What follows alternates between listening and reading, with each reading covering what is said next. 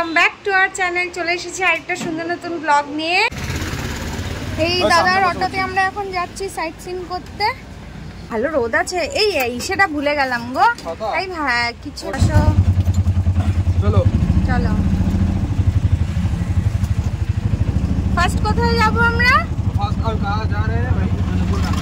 অনুকূল ঠাকুরের সৎসঙ্গ আশ্রম। ঠিক আছে চলো।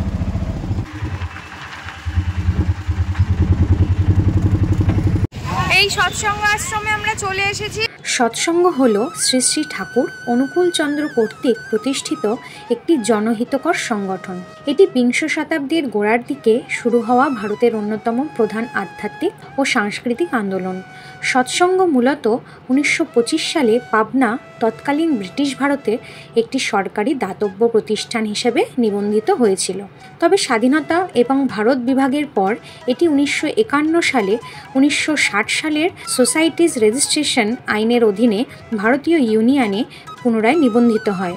1946 সালের 2রা সেপ্টেম্বর ঠাকুর অনুকূল চন্দ্র পূর্ব বাংলার, বর্তমানে যেটি বাংলাদেশ, পাবনা জেলায় অবস্থিত তার জন্মস্থান থেকে দেওঘরে চলে আসার পর ঝাড়খণ্ডের তৎকালীন বিহার দেওঘরে সৎসঙ্গ আশ্রম নামে এর সদর দপ্তর প্রতিষ্ঠিত হয়। সৎসঙ্গের ভারত, বাংলাদেশ, বার্মা, ইউরোপ, মধ্যপ্রাচ্য, আফ্রিকা এবং আমেরিকার 2000-এরও বেশি শাখা রয়েছে।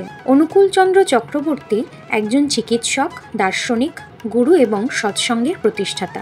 তিনি ব্রিটিশ ভারতের পাবনা জেলার হিমৈতপুর গ্রামে জন্মগ্রহণ করেন, যা বর্তমানে বাংলাদেশের অংশ।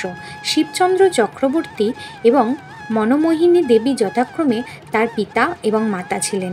কলকাতার একজন তরুণ মেডিকেল ছাত্র হিসেবে অনুকূলচন্দ্র 1911 সালে বস্তিবাসীদের সেবা এবং চিকিৎসা শুরু করেন। 6 বছর পড়াশোনার পর তিনি হিমৈতপুরে ফিরে আসেন এবং চিকিৎসা অনুশীলন শুরু করেন। 1913 সালে অনুকূলচন্দ্র তার মায়ের কাছ থেকে আধ্যাত্মিকভাবে দীক্ষা লাভ করেন। দীক্ষা গ্রহণের পর তিনি তার বন্ধুবান্ধব এবং সঙ্গীদের সাথে তীব্র কীর্তন শুরু করেন। কীর্তনের সময় তিনি প্রায়শই সমাধিতে যেতেন, অজ্ঞান হয়ে মাটিতে পড়ে যেতেন এবং সেই অবস্থায় বার্তা উচ্চারণ করতেন। কীর্তনের সময় তার সমাধিতে যাওয়া, সমাধিতে পবিত্র বার্তা প্রদান এবং তার চারপাশের লোকেদের ভক্তি আরও অনেক মানুষকে আকৃষ্ট করতে শুরু করে। তার গ্রামে অনেক লোক তার সাথে দেখা করতে আসার সাথে সাথে স্থায়ীভাবে বসবাস শুরু করে।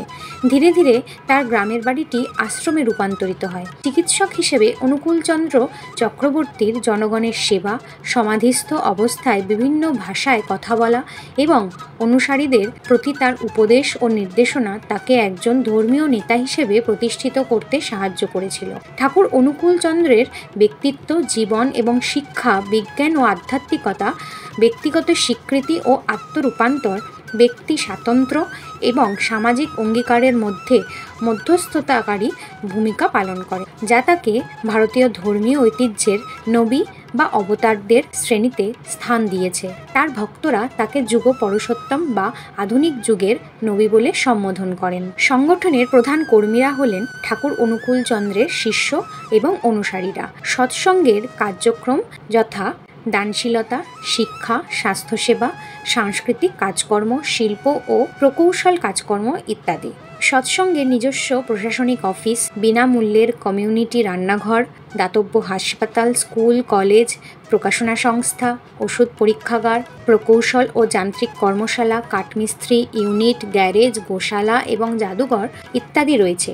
সংশ্লিষ্ট বেশিরভাগ প্রতিষ্ঠান সংগঠনের সদর দপ্তর সৎসঙ্গ আশ্রমের প্রাঙ্গণে প্রতিষ্ঠিত। আশ্রমবাসীরা তাদের গুরুর সেবার উদ্দেশ্যে এই কেন্দ্রগুলিতে কাজ করে। মেশো কি জানি, মেশো মাসির সামনে কি বলতে নেই, কথা বলতে। সৎসঙ্গ আশ্রম আমাদের দর্শন হয়ে গেছে, আমরা এখন বেরোচ্ছি।